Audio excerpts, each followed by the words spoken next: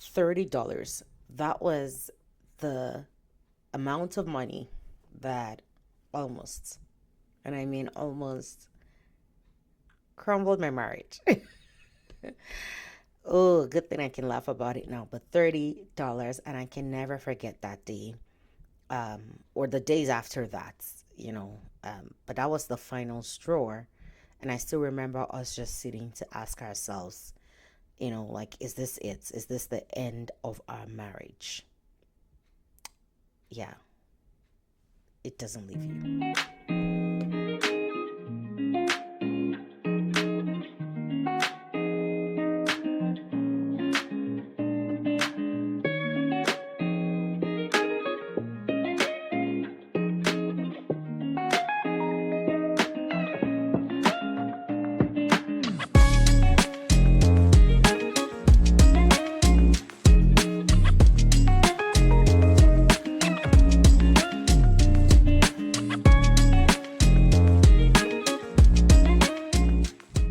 If you've ever felt like moving to Canada shook the very foundation of your marriage, you're not alone. And I just want to let you know that.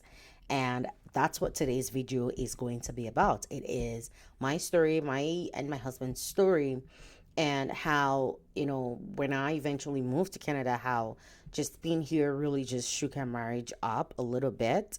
Not a little bit, a lot. But also the lessons that we learned the hard way and at the point of almost getting divorced. Yes, people can't believe when they see us, but when I tell people that we've come so close to just calling it quits, they can't believe it. But we don't talk a lot about how moving to a new country really hurts our relationship, our marriages, and all that. And that's what today's video is going to be about. So welcome here. My name is Anita Adefuye. And if this is your first time here, we are glad to have you. Welcome. Don't leave without subscribing.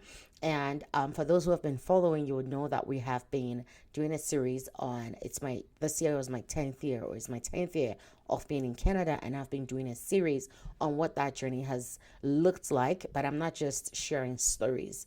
The stories are not just for story's sake, but they're really just trying to help other people. One, see that they're not alone. Two, pull out some lessons learned. And three, hopefully nobody else gets to make the same mistakes. Now, I'm doing the exact same thing on what my career journey look like, but on my business channel, Advanced and Fulfilled. So if you're not following that already, I strongly encourage you to look that up, Advanced and Fulfilled, because you'll learn a lot about what that journey looks like. So you hear me talk about the move to Canada, what that looked like on my family, on my children. I'm also sharing just things that I think has helped us along the way, and I will share more of those as we go along and in some of the videos. But you won't hear me talk about career on this channel, on my personal channel here, because I'm talking about the career aspect of it entirely on the business channel. So be sure to check that out. All right, so let's get into today's video. So I talked about how $30 almost caused issues. Now let me back up a little bit. If you've been following this series, you know by now, and especially if you know me in person and you're in my circle, you know by now that I did not initially want to live in Canada. I did not want to move here. I had my dream job. My life was good. It was all great. It was all dandy, except my family was not together at the time. I only had one child, my daughter, and my family was not together. And we're going to do this back and forth between Nigeria and Canada. And eventually I decided to stay, and here I am 10 years after. So if you've been following, you know that I really came to Canada screaming and kicking, or just to remain in Canada screaming and kicking. And so that in itself, I would say, truly may have been the beginning of the issues that later came to be in my marriage. I would also put this disclaimer out there that my move to Canada was the first time that my husband and I, as husband and wife, really lived under the same roof for an extended period of time like that. Okay. So prior to that, we'd never spent more than how many weeks at a time under the same roof. So I would lead with that. Now, that said, I don't think that, especially even because nowadays I hear a lot of stories, I talk to a lot of people, and I see a lot of things that are happening with a lot of immigrant marriages. And I'm not just going to say immigrant marriages overall, because I'm really, for the most part, in the Nigerian immigrant community. So I will stick to that. Or maybe even the African immigrant community, I will stick mostly to that. But I hear a lot of stories, I see a lot of issues that are happening. And I just want to let you know that you are not alone. You don't have to struggle or feel ashamed about whatever it is that you're struggling with, because we've all been there. Okay, at least I have. There are a lot of people who have, they won't tell you, but I will tell you that I have. And there are people who got it right from the beginning. And honestly, I think more of those people should also tell us what they did right from the get-go. All right. So how we got to $30 becoming a problem, it wasn't $30 worth of money just being a problem in and of itself.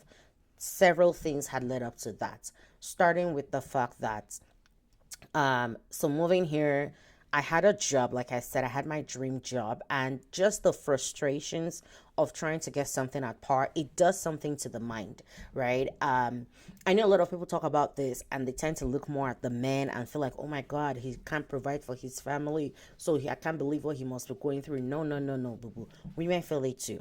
Women feel it too, especially if you're a very career driven woman like myself, who I'm very particular about my career. I know what I wanted. It was really mentally stressful. It was a very annoying period of my life. And who but to take out that annoying son? Sometimes. All right. But here's the thing. Because my husband also didn't exactly understand where I was. And, there was always the, oh my God, you should be grateful because I'm out there busting myself, trying to just make ends meet. You're not working, so therefore you should have all the time in the world. And then I'm here on the other hand, feeling like, oh my God, I'm spending time trying so hard to get a job. I'm out there pounding offices. I'm online stalking companies, not people. I'm doing all of these different things to try and just make ends meet and get us to a place where, because if you've been in Canada, the bills are not smiling, and just help us be that family that doesn't struggle and I get crap about it. And so there was always just that tension that was already starting to create. And then there were the other issues, all the seeming issues that were not resolved on the phone when we were in our distant marriage. And then there was just the navigating childcare as well and the stress of that. There was just all these different things that were happening. Communication lines were breaking down.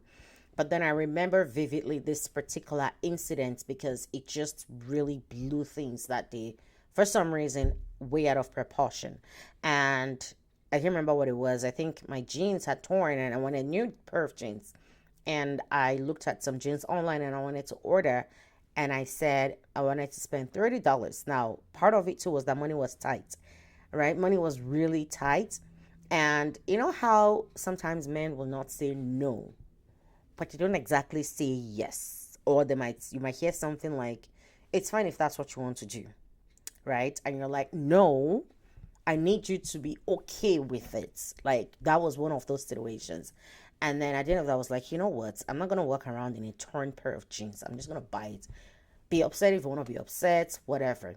And so I went ahead and I paid for the jeans. And then there was this seeming tension, and I was so upset. And, one thing led to another. Tempers were flying, voices were high, baby is crying, and, things were happening. And then I don't even know, like, at some point, we're just like, you know what? We're done. And he was like, yep, I'm done. Well, I said I was done. And he was like, yeah, I'm done too. And I remember we just both sat down at some point and everybody was just crying. And we're just looking at each other like, how did we even get here? Like, what happened? How did we get here? And, I can't, there were so many things that were going on in my mind. But anyway, cut the long story short, I do remember at some point we could not really resolve whatever was going on. But we looked at each other that night and my husband said something. He said, can we agree on something? And I said, what? He said, no matter how upset we get at each other, no matter how mad we are, can we at least agree that we'll never mention the D word again? Divorce, in case you're wondering. But we would never mention that word again. It would never be a weapon. It would never be a threat that anybody throws at the other person. And I said, well, I guess I can agree on that. And we didn't talk about the issue, and we went days without necessarily even talking to each other. But somehow, I think eventually we realized, you know what, if we're not going to get divorced, we can't continue like this either. So we're gonna have to talk, and we're gonna have to talk about the issue, and we're gonna have to talk about the issues, and we're gonna work out whatever the issues were. So without going into all the juicy parts of it, but that was a real moment for me. Now I've seen several issues for a lot of people that I've seen several things come up and cause issues in a lot of marriages as well. Like I said earlier, in a lot of um, um, marriages. But I would share with you what some of those common issues are. Of course, money is always one of the biggest ones, but I'll share with you what some of those common issues are, and I'll incorporate some of it and how it showed up in our lives. And I would also I'll also share with you some things that you can do about it to just really help mitigate. And if you're not yet in Canada, but you're looking to come as a family, I strongly encourage you, sit down and have a vision together as a family. That thing helps. It worked for us. It really helps. Have a vision as a family. How are you going to integrate your lives together and all of that? But I'll talk more about that as we go along. All right. So now, just overall, I just also want you to know that just moving to a new country, it has its own emotional toll on everybody, all parties involved, children, husband, wife. It has its emotional toll. That's number one.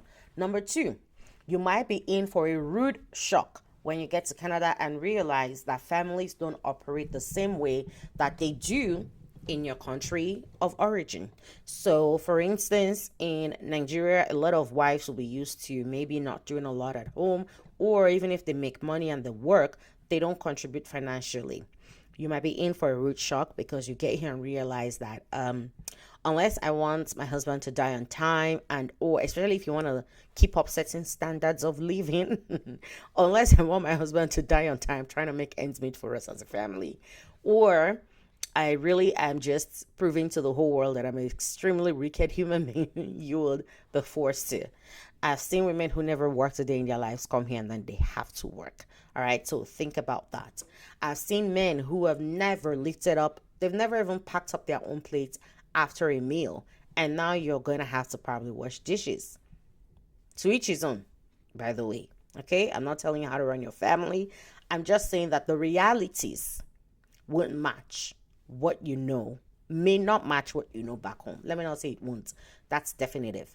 And there's no like, to each his own, really. But there's a very high chance that the reality you meet on ground and what Canada will do to your marriage might paint a new reality for you that is different from what you're used to. So keep that in mind. And even just going through those changes on learning and relearning things already does give some level of stress to people.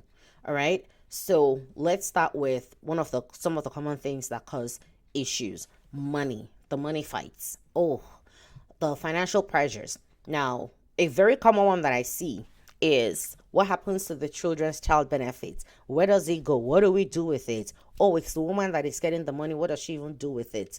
I need money for something. Can you bring me some of those money? Oh, no, I can't give it to you. It's my children's money. Well, they're my children too.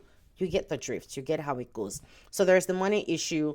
There's the when do we set up RASPs? If we set up RASPs, how do we set up our RASPs? Do we even take life insurance? Oh no, now you want to kill me or you want me to die on time. Like there's all these different conversations, and then the financial pressures begin to mount.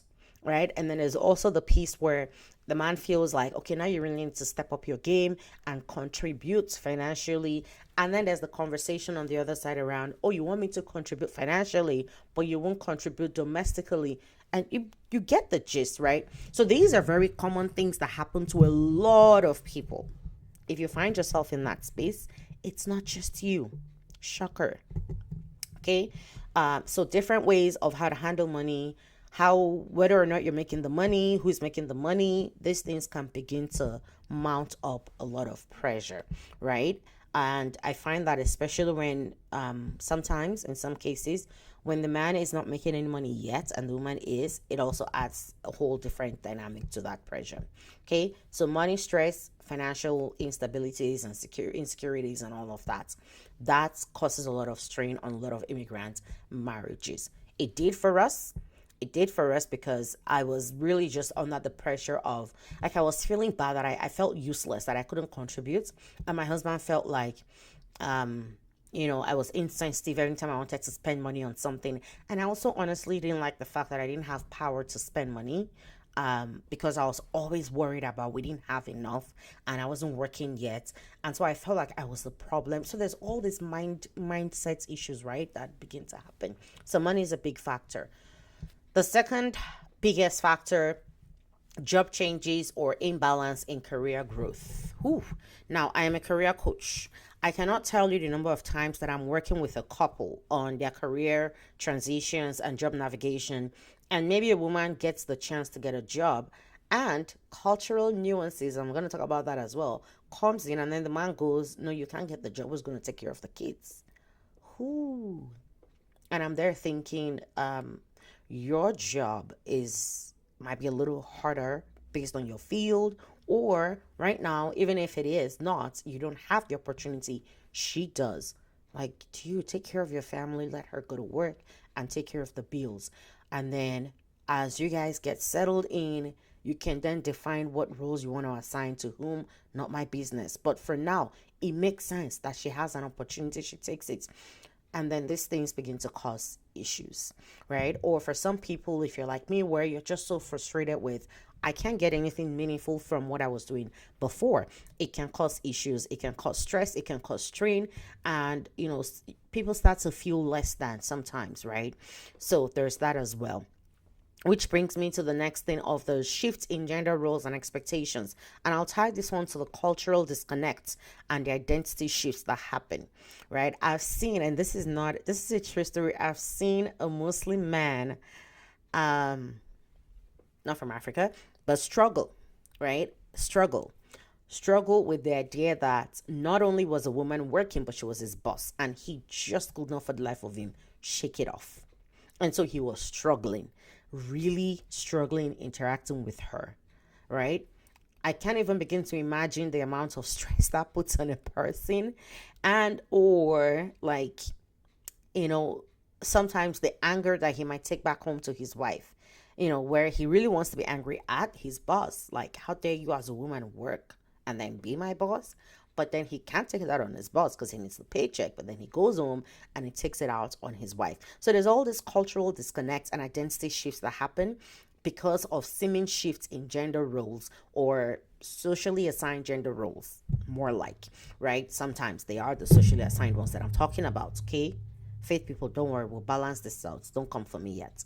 All right. So there's all of those different things that happen sometimes, right? So it can cause issues in marriages, and I've seen this happen a lot of times. And then parenting, what we choose to allow or disallow. I've seen how maybe just with the kind of structures that people have from back home or their origin countries, they're not able to maintain the same structure for their children, and then things shift, things change, and it causes issues between the couple, the husband and the wife, because now they're at loggerheads on what makes sense to be.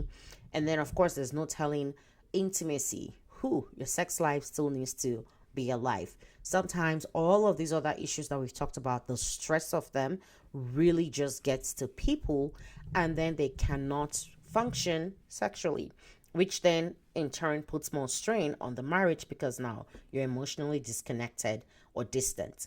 And then so the cycle begins until one day people wake up and they're saying, you know what? This is not working anymore. I want a divorce. But that doesn't have to be. Okay? Now, when you know that this is likely to happen, you're better prepared to know how to navigate for yourself and your family. Okay, so I'm just going to share with you some of the things that really just helped. And I've said one already, which is that we agreed as a couple, we'll never talk about divorce. It will never be an option that we have. As a matter of fact, it doesn't even make the list of options, which means if we can't divorce, then we want to make sure we're enjoying our marriage. So what will it take to enjoy the marriage? And that's where I always talk about building a vision as a family together, because we sat and we talked through what we wanted for our family, what we wanted our children to see in us. That if we never sat our kids down and talked to them about our family values about things we wanted in their lives, and all they had to work with was copy and paste our lives. What are we going to give them? What is that picture looking like? And that's how we started changing our behavior to match that. So that's number one that I'll leave you with is come up with a family vision. What do you want? Right? When you now know what you're both working towards, it's easier to bring the children along. It's easier to work towards that. And no matter what comes, you know that it's only a distraction to keep you from that. So please have a vision as a family. Now, if you're yet to arrive in Canada, but you're going to come, I strongly suggest you have that vision set before you arrive. Okay? There are some pieces you may never have the answers to, and it will unfold as you go. But at least at a high level, right? Is I want a peaceful home. We want our children to know that we truly love each other and that they are loved.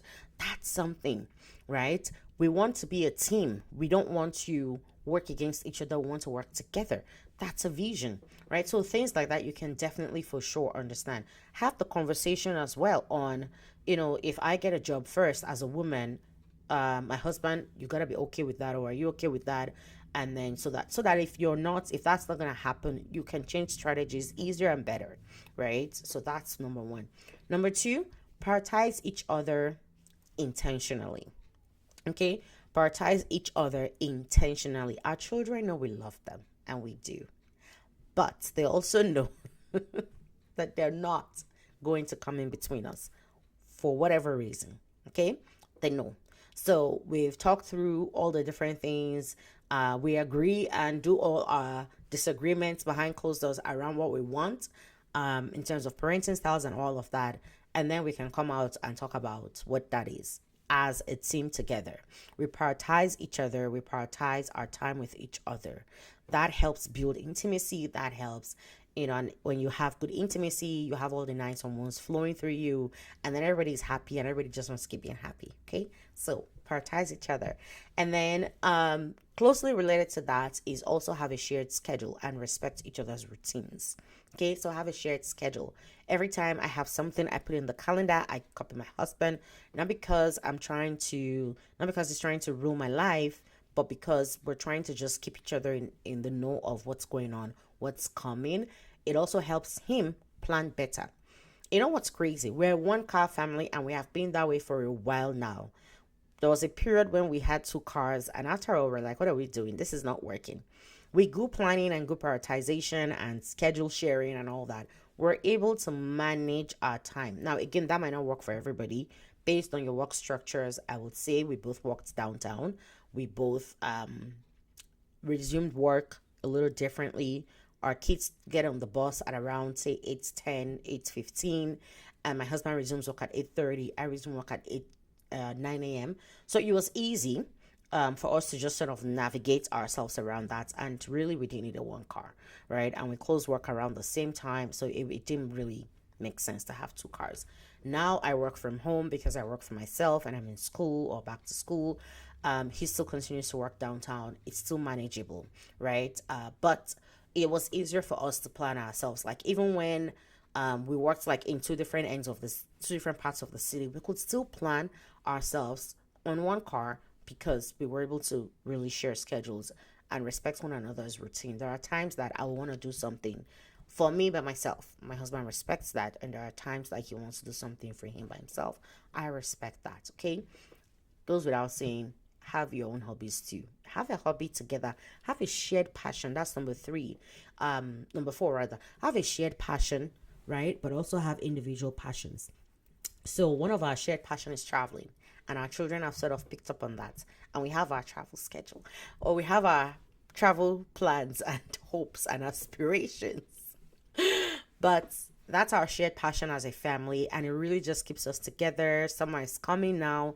Everybody knows that we're going to go somewhere, and we're probably going to do something out of the country, like things like that, right? Have that shared passion, but we also have our individual passions. I love to read. I unwind by reading. My husband likes to watch movies. I'm not really a movie fan, but sometimes I compromise and watch movies with him. He doesn't read with me though, people. So let me tell you that one. He doesn't read with me, but I forgive him in love. But sometimes I watch movies with him. just to spend more time. Other times, I might just be like, you know what, I'm just gonna pray, I'm just gonna sleep, I'm just gonna read my book or Bible. Yes, I was gonna say Bible, but yes, that's too, right? So have a shared passion, but also have your individual passions, right? It helps. It helps. It helps. It helps you have something that just really knits you together, but at the same time gives you your own sense of identity. Okay, and then have honest conversations. Have honest conversations and show compassion to one another. And I will also say that through in counseling where needed. Now, when we're in this whole period, we turn to our pastor to really help, to step in. We had trusted family friends who stepped in when needed. Our immediate families, like our biological families, were not in the know. So sorry, mom, if you're watching this and you did not know all of this. Maybe I think you did. I don't know. I don't remember. But yes, our families didn't know for the most part how bad it was. But here we are. Thank God. This year is actually our 11th anniversary, right? So our families didn't know, but we had trusted family friends that we turned to who were praying for us, who were counseling us. Our pastor also stepped in to counsel. All right. And then very closely related to that is also the community support, right? Community support. And by when I say community, I don't mean like a full village. I know it takes a village, but it can literally just be one other person, one other couple, all right, that you just sort of bounce ideas off of each other, support one another. We have that. And then they decide to move and leave us. Thank you. But but we do had we have that support. And there are other people too that sometimes you need help. You need someone to watch your kids so that you can have that alone time together. You have those kind of people, and you want to be that kind of people to others as well. So you're not just taking, but you're also giving, right? And then finally, I would say that what really helped us too, or some of what really helped us too, was our shared faith. Um, we became a lot more intentional with praying for our marriage, praying for our children, praying for one another. And we're all still growing in this area as well, right? But really just taking it back to God. And let me just say something very quickly here, because a lot of people don't believe this. When you come to realize that the devil is after your marriage, not just for you, but also for your next generation, I think that it changes our perspective on things and changes our approach as well. So really think about that, stew on that. As a matter of fact, I think that's something that one day I would really want to take my time to speak to. I'm not a marriage kind of talk kind of person, right? That's for people like Pastor Kingsley and Pastor Mildred and all those other people, right? But lately I find myself really just thinking and talking a lot about that, and about the importance of preserving the next generation through marriage, through healthy marriage, when we understand that that fight is not just ordinary. And I'll give an example. Now, as we're still growing through, because of course, obviously, it's not like we're perfect, we never fought since then. We did. But here's one thing: there was a period where, especially on Thursday, Fridays, Saturdays, we will just start playing praise or worship songs in my home, and we'll dance and glorify God, and then we'll switch to worship, and then we'll spend some good quality time in worship. Like the kids will be involved as well. You see the kids just really immersed, lifting up hands. I bet you 9.99 times out of 10 after that incident, something will happen and we'll fight. But the moment we just stay away, and then we'll no longer pray with each other for like a while, and then we'll maybe do the worship for like 2 or 3 weeks, and then that trend continued until at some point we just stopped. And then one day we were talking about like how, oh my God, we missed when we used to do this. And I'm like, why did we even stop? And we traced it back to that. Every time we did that, like something will happen, we'd fight, and then the time would extend and extend and extend. The last time we did it, so the next time would extend and extend until we just never did it anymore. Thankfully, now it's coming back, right? So if that's not an attack from the pit of hell, I don't know what is. So really take the time to pray. Don't just think that it's about $30, or that it's about he doesn't have a job or I don't have a job. or it's about she told me to wash dishes. It's not about that. Because when you truly realize what is at stake, you realize that you washing dishes in your own house, you washing your dishes in your own house is really not a big deal. Or you paying bills in your own home is really not a big deal. You will realize that. Okay, before I start preaching at you. But you get the gist. All right. So have regular check-ins with each other. Oh, that's something I forgot to add. Have regular check-ins with each other, right? And even just financially, I know I talked about finances as one of them. Budgets individually what you'll need, budget what you need as a family, and work towards a financial goal as well. Talk to a financial advisor. All right. So I really hope that this helps someone. So that was my own journey, that was my own struggle, and I really hope that this helps someone. And if this has helped you, just let me know in the comments how it's helped you. If this is something you can relate to, let me know in the comments as well. And if you know a couple who's struggling, please just send them this video. Let them know they're not alone. Pray for them. And if it's you, I want to encourage you. Don't give up, okay? Don't give up on that marriage. Don't give up on that wife. Don't give up on that husband. Don't give up. Just redirect, okay? Sit them down, have a heart to heart, pray about it, and try and apply some of these things. And I really hope that everything will turn around for good. It did for me, and I'm trusting it will for you. All right, I will see you in the next video. Take care and bye.